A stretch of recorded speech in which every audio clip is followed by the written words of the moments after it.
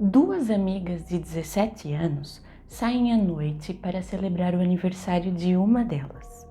Por volta da meia-noite, elas ligam para casa para dizer que haviam se perdido, mas que já estavam a voltar. Entretanto, elas nunca mais voltaram.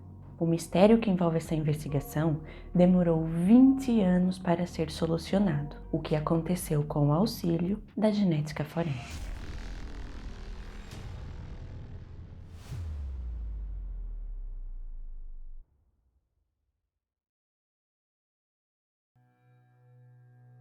Filha de Cheryl Beasley e Hilton Lanier Beasley, J.B. Hilton Green Beasley nasceu em 31 de julho de 1981, em Troy, uma cidade localizada no estado norte-americano do Alabama. Quando J.B. tinha 3 anos de idade, em 1984, os seus pais se separaram e ela se mudou com sua mãe para uma cidade chamada Dothan, também localizada no estado do Alabama. J.B. era muito querida pela sua mãe e também pelo seu padrasto, um homem chamado Joey Bagun, com quem Cheryl, mãe de J.B., se casou alguns anos após ter se divorciado. J.B. cresceu em um lar cheio de amor ao lado de sua mãe, seu padrasto e suas 4 irmãs. Ela era uma garota muito extrovertida, espontânea e cheia de energia, participando de diferentes tipos de atividades, incluindo piano, natação, o grupo das líderes de torcida e também o grupo de dança. Além disso tudo, J.B. também fazia trabalhos como modelo para diversas agências. Foi no ensino médio que J.B. conheceu a garota que iria se tornar a sua melhor amiga, Tracy Howlett. Filha de Carol Howlett e Robert Howlett, Tracy Jean Howlett nasceu em 3 de março de 1982. Infelizmente, quando Tracy tinha 5 anos de idade, o seu pai, que era um policial em Dothan, faleceu. Alguns anos após a perda do marido, Carol, mãe de Tracy, casou-se com um homem chamado Mike Roberts, que assumiu o papel de pai na vida de Tracy. Ao contrário de J.B., Tracy era um bocado envergonhada. Entretanto, ela conseguia ultrapassar a sua timidez quando o que estava em jogo era o bem-estar das pessoas que ela amava. Tracy tinha 2 irmãos mais novos e desde muito jovem ela sempre se mostrou como sendo uma pessoa responsável e cuidadosa. Como mencionado, J.B. e Tracy se conheceram no ensino médio e se tornaram melhores amigas. E as duas estavam muito felizes vivendo essa fase de transição entre a infância e a vida adulta, contentes com a possibilidade de fazer as suas próprias escolhas e de tomar as suas próprias decisões. Entretanto, o que elas não sabiam era que muito em breve as suas vidas chegariam ao fim. No dia 31 de julho de 1999, J.B. estava completando 17 anos e para celebrar esta data especial, ela e Tracy decidiram sair à noite para comemorar. O plano era ir a uma festa que alguns amigos estavam a organizar para celebrar o aniversário de J.B. E essa festa ia acontecer na cidade de Headland. O combinado era que as duas garotas iam a tal festa, mas que elas regressariam a casa até às 11h30 da noite. J.B. ia dormir na casa de Tracy e na manhã seguinte as duas iriam juntas à igreja.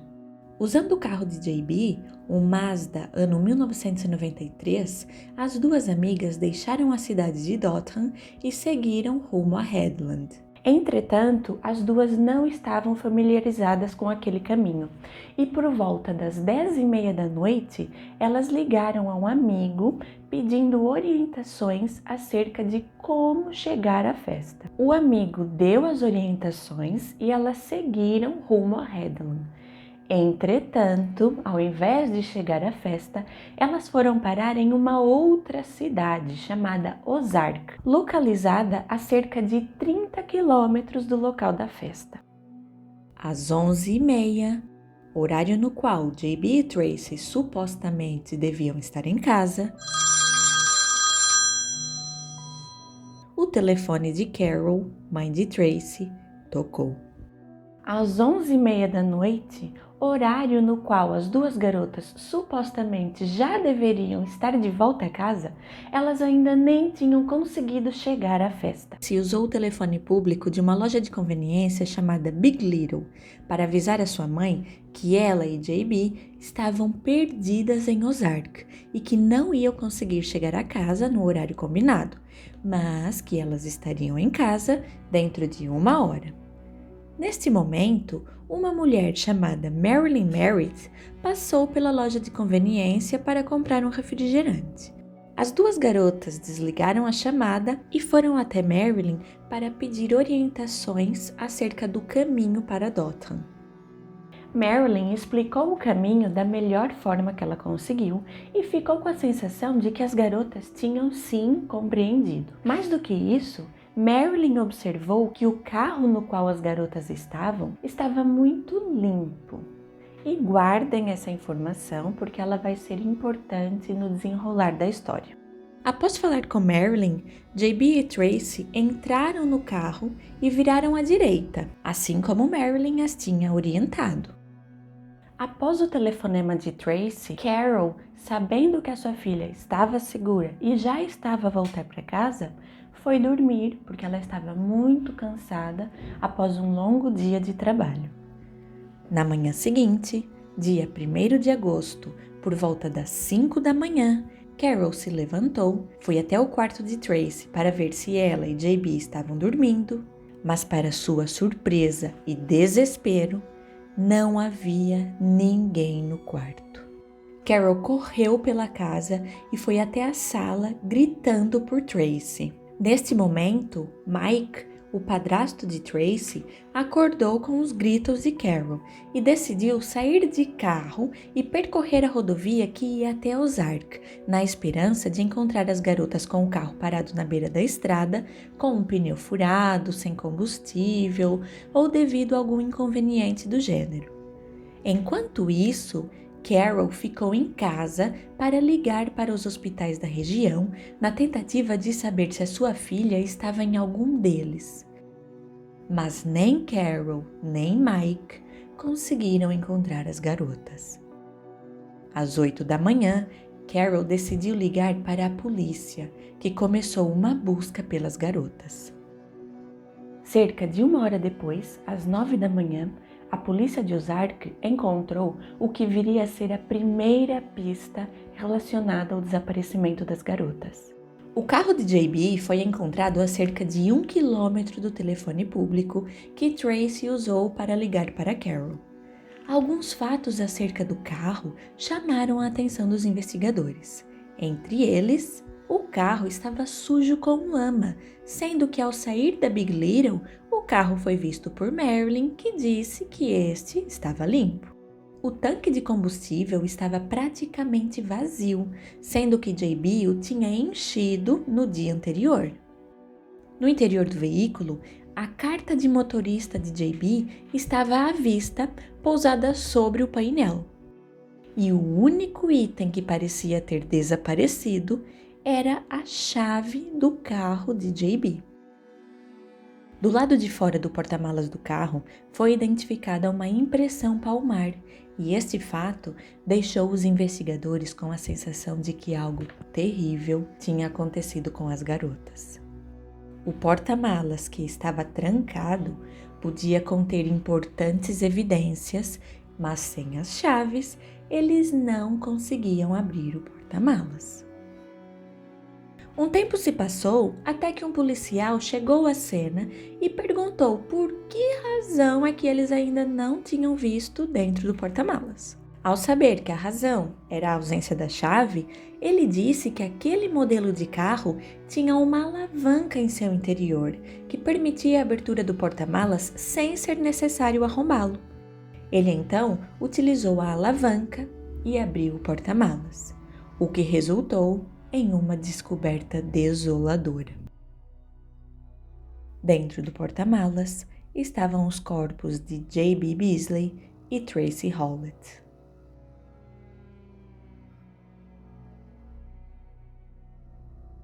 Os corpos das duas melhores amigas foram submetidos a uma análise pós-mortem. Ambas as garotas estavam completamente vestidas e tinham sido executadas com disparos de arma de fogo. Tracy na têmpora e JB na bochecha. Inicialmente, não foram encontrados sinais de violência sexual, o que fez com que os investigadores descartassem a hipótese de um crime com motivação sexual. Foram colhidas amostras de sangue das garotas e este sangue foi submetido a análises toxicológicas, sobre as quais eu vou falar daqui a pouco. Tracy tinha arranhões em seus braços, espinhos em suas calças e em seu colo foi encontrada uma cápsula de um projétil calibre 9mm.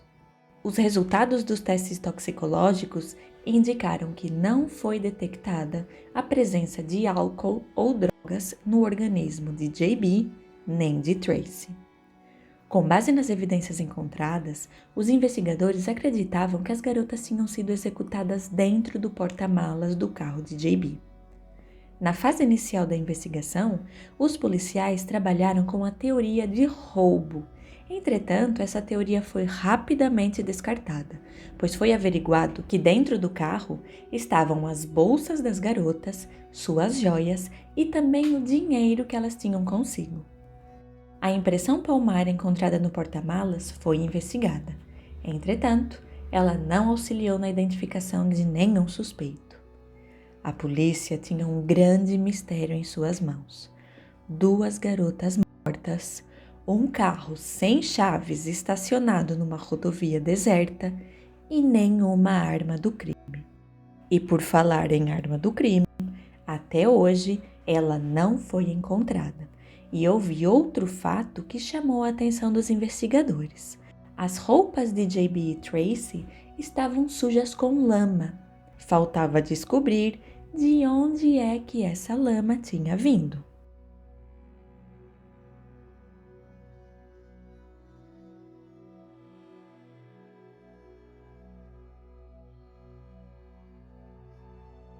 Cerca de 2 meses após o ataque a JB e Tracy, o Laboratório Criminal Estadual liberou um relatório no qual eles indicavam que haviam detectado a presença de fluido seminal nas roupas e também no corpo de JB.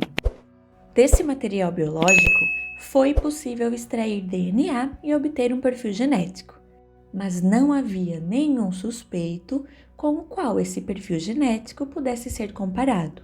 O perfil genético obtido através da amostra criminal foi então inserido na base de dados de condenados. Mas não houve nenhuma correspondência.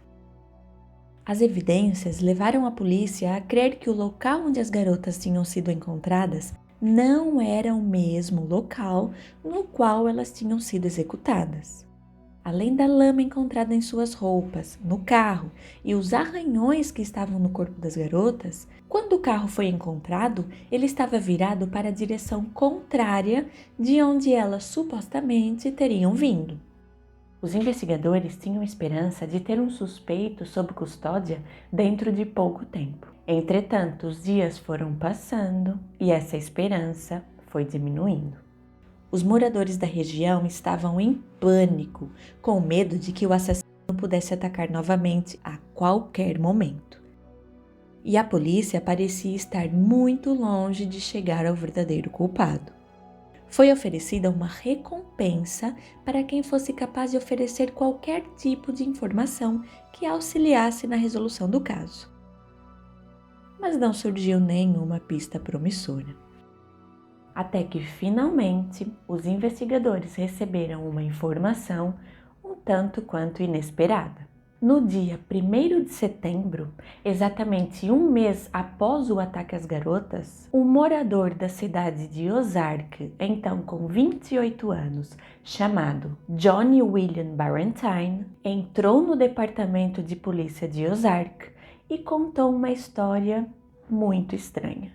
Johnny William Barrentine alegou ser testemunha do caso de duplo homicídio de JB e Tracy. Johnny disse aos investigadores que na noite dos assassinatos de JB e Tracy, por volta da mesma hora que Tracy ligou para sua mãe do telefone público da loja Big Little, ele saiu para comprar leite para o seu filho de 2 anos de idade. E que no caminho ele testemunhou uma cena horripilante, após a qual ele voltou para sua casa visivelmente perturbado. E disse à sua esposa que ele tinha sido atingido por um veículo de cor preta. Nos dias seguintes ao crime, quando Johnny contou essa história para os seus amigos, eles o incentivaram a ir à polícia e relatar o ocorrido, pois esse fato poderia estar relacionado aos assassinatos cometidos naquela noite. E as informações que Johnny tinha poderiam não apenas ajudar a polícia a encontrar o verdadeiro culpado, como também lhe daria o direito de receber a recompensa que estava sendo oferecida para quem desse informações relevantes para o caso. O que aconteceu a seguir foi muito estranho. Durante as 4 horas nas quais Johnny Barrentine foi entrevistado pelos investigadores, ele mudou a sua versão da história 6 vezes. O chefe da polícia na altura era um policial chamado Tony Spivey. Guardem esse nome, pois eu vou voltar a falar nele. De acordo com Tony, inicialmente Johnny Barrentine disse que viu um caminhão preto em alta velocidade próximo do local onde as garotas foram encontradas. Mas com o desenrolar da entrevista, ele ia mudando a sua versão dos fatos, até que ele deu a sua última versão do ocorrido, dizendo que havia dado carona a um homem tatuado e que eles tinham ido até a loja Big Little. Quando chegaram lá, o tal homem tatuado entrou no carro com 2 garotas, que posteriormente Johnny identificou como sendo JB e Tracy. Eles foram parar na avenida na qual os corpos das garotas foram encontrados. Realmente uma história sem muito nexo, mas essa foi a versão que Johnny contou aos investigadores. Então, após eles chegarem a tal avenida, o homem tatuado forçou as garotas para fora do carro. A seguir, aconteceu um confronto entre eles, até que o homem tatuado conseguiu forçar as garotas para dentro do porta-malas. Johnny disse que ele então viu que o homem tatuado tinha um objeto em sua mão e, a seguir, ele ouviu 2 disparos. Após os disparos, o homem caminhou na direção de Johnny, que lhe deu uma carona para longe dali e depois foi para sua casa. Numa outra versão da história, Johnny Barrentine disse que ele conhecia o tal homem e que ele era o seu vizinho. Um fato interessante é que Johnny vivia a cerca de 500 metros do local onde as garotas foram encontradas. A polícia não acreditou em sua história e ele, que inicialmente era considerado uma testemunha, passou a ser o principal suspeito dos assassinatos de JB e Tracy.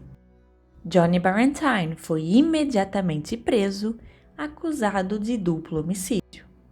Mas havia alguns problemas com a sua história.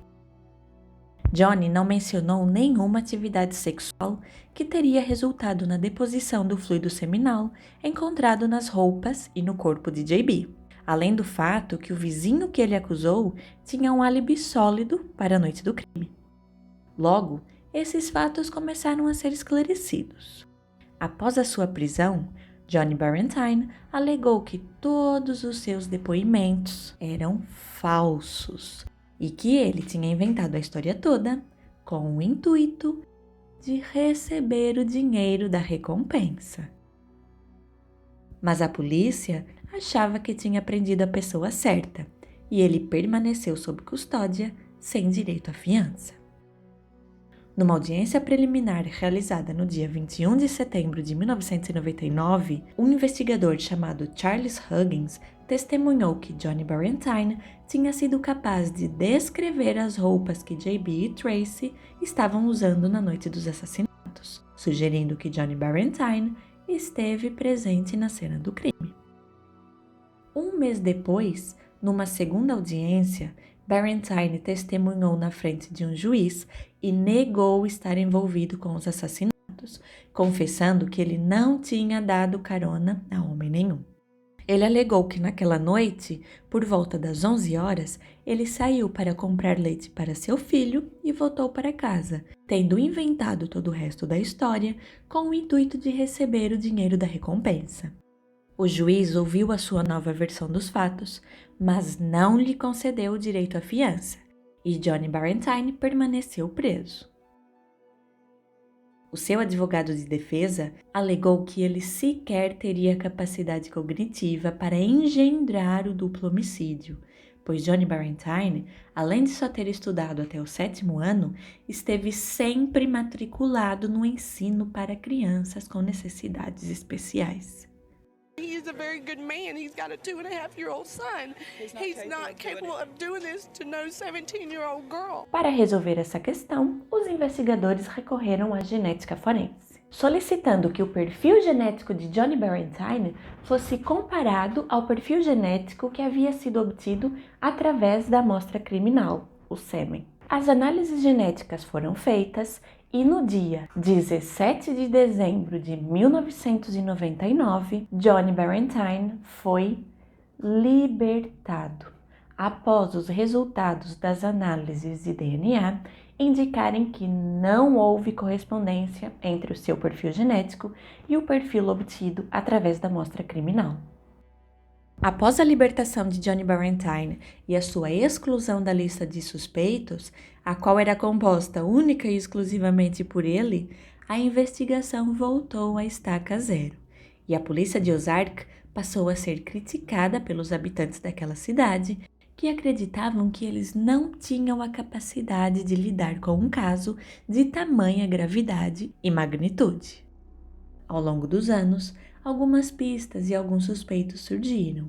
Entretanto, todos eles se mostraram não relacionados ao caso.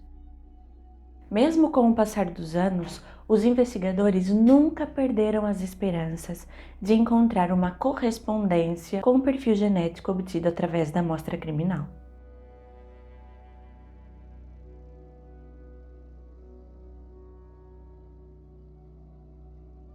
Dezesseis anos se passaram e em 2015 o caso teve uma reviravolta, que resultou na adição de mais uma camada de mistério a essa investigação. Uma mulher chamada Rena Cramb, moradora de Ozark que trabalhava no departamento de polícia daquela cidade, deu um depoimento chocante.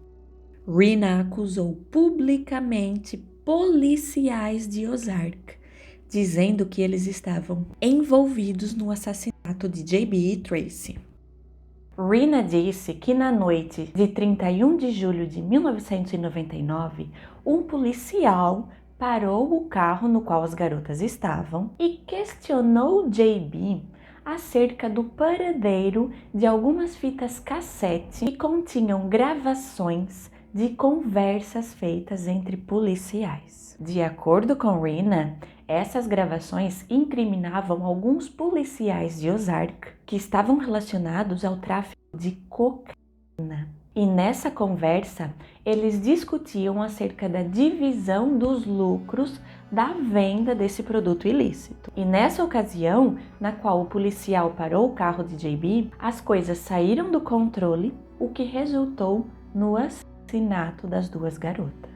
Rena disse que durante todos esses anos ela havia sido ameaçada por vários policiais que estavam envolvidos nesse esquema de distribuição e que esses policiais tinham ajudado a acobertar o assassinato, destruindo evidências relacionadas ao caso. Ela deu o nome de 3 policiais: Gary Butch Whittington, Rex Tipton e Eddie Henderson, e os acusou de ameaçá-la. Mas Rena não parou por aí. Ela disse que Tony Spivey, que era o chefe de polícia de Ozark em 1999 e que foi o chefe da investigação inicial, também ajudou a acobertar o ocorrido. Entretanto, Rena se recusou a dizer o nome do policial que de fato tinha tirado a vida de JB e Tracy. Neste momento, entra na história um renomado jornalista chamado John B. Carroll. John Carroll escreveu um artigo no qual ele disse que acreditava que o policial em questão presumiu que as duas garotas tinham a intenção de apresentar as fitas em tribunal numa audiência que estava marcada para o dia 2 de agosto de 1999, menos de 48 horas após elas terem sido assassinadas. Nesse artigo, John Carroll disse que Rena havia sido gravemente agredida com um bastão de beisebol após ter se pronunciado acerca do envolvimento dos policiais, e esta foi a razão pela qual ela não disse o nome do verdadeiro culpado. Os policiais que foram acusados por Rena disseram ser inocentes e negaram qualquer envolvimento no assassinato de JB e Tracy. Como não havia nenhuma evidência física, nenhum deles foi formalmente considerado como suspeito. Mas, apesar de não ter sido feita nenhuma acusação formal, as alegações feitas por Rena e por John se espalharam principalmente através da internet, o que resultou num processo por calúnia e difamação.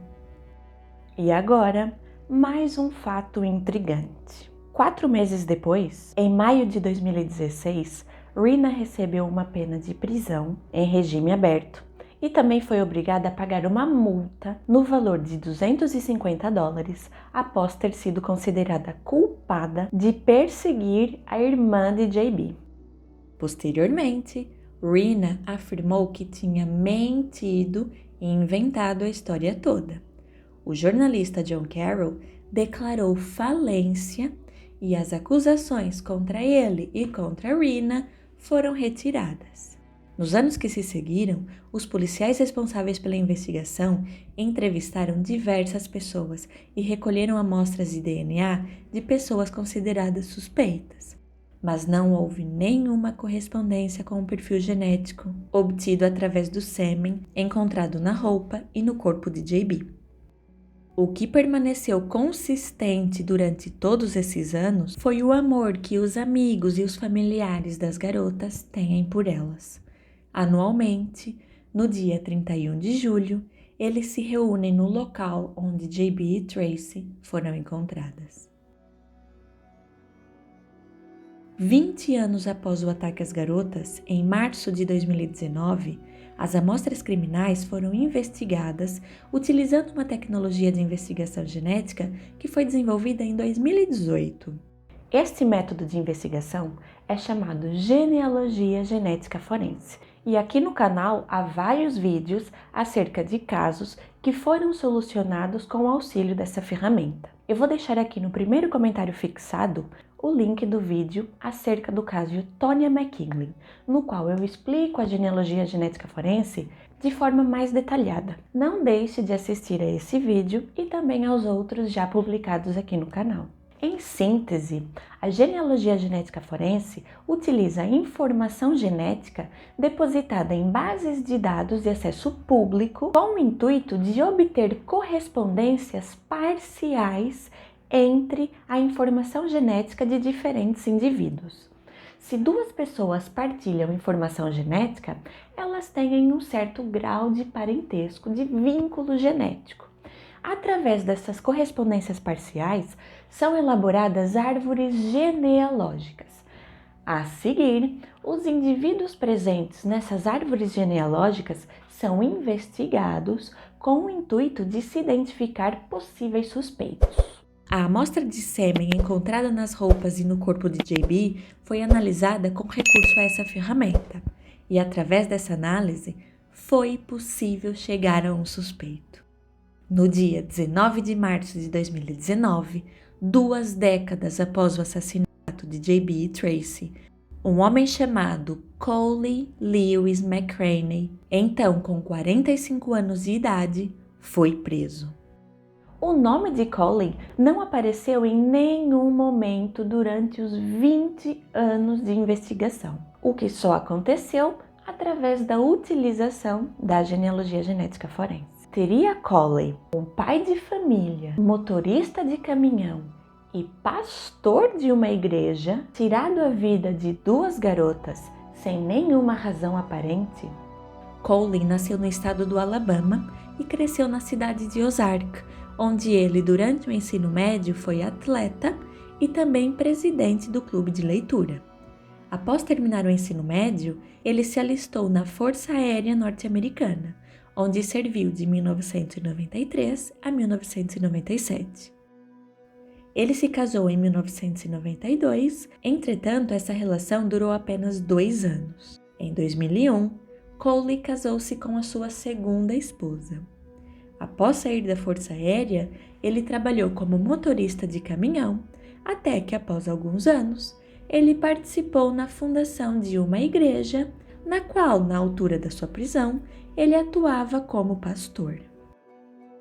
Quanto ao seu histórico criminal, o único registro é de uma infração por ter conduzido seu caminhão com sobrecarga. Em 1999, Coley estava com 26 anos de idade e vivia em Ozark, a cerca de 1,5 km do local onde os corpos de J.B. e Tracy foram encontrados. Ao ser interrogado pelos investigadores, Coley disse que não conhecia as garotas e que não tinha nenhuma participação nos assassinatos. Ele concordou em fornecer uma amostra biológica, a partir da qual o seu perfil genético foi obtido e, a seguir, comparado ao perfil obtido através da amostra criminal.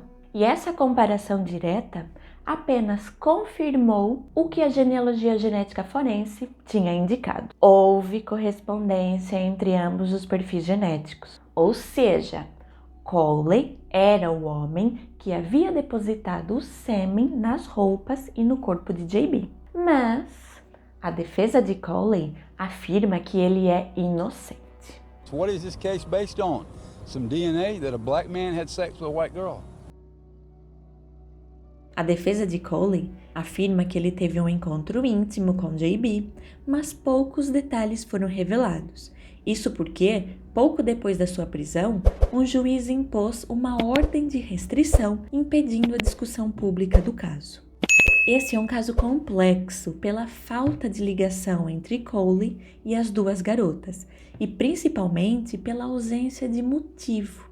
E o caso está basicamente todo centrado em uma única evidência, que é o DNA.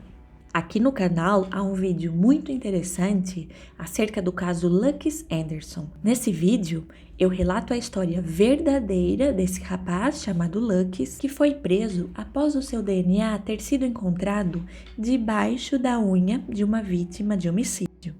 Entretanto, Lucas era inocente. Não deixe de assistir esse vídeo, pois ele é uma prova de que o DNA não deve ser utilizado como uma evidência solta, mas sim em conjunto com outras evidências. Coley esteve na prisão do condado de Dale, aguardando pelo seu julgamento, que começou na segunda-feira, 17 de abril de 2023. Os amigos e familiares de J.B. e Tracy ficaram aliviados ao saber que o possível culpado por tirar a vida das garotas foi finalmente capturado. Entretanto, eles agora vão passar por mais uma fase difícil, pois vão ter que, durante o julgamento, reviver tudo o que aconteceu com as duas garotas, que tinham a vida toda pela frente. A nós nos resta torcer para que os amigos e a família de J.B. e Tracy consigam ultrapassar mais essa fase difícil e que consigam finalmente ver a justiça sendo feita. Mas e você? Acredita que ele é realmente culpado? Inscreva-se no canal, pois eu vou trazer atualizações acerca desse caso, visto que o julgamento ainda está em processo de realização.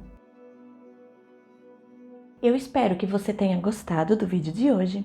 Caso tenha gostado, peço que deixe aqui o seu like, que se inscreva no canal e ative o sininho, pois assim o YouTube vai te avisar todas as vezes que eu postar um vídeo novo por aqui. Se inscreva no canal e esteja atento à aba Comunidade, pois lá eu vou vos manter atualizados acerca do desenrolar desse julgamento. Deixo aqui o meu muito obrigada por você ter assistido a esse vídeo até o final. Um grande abraço e até a próxima.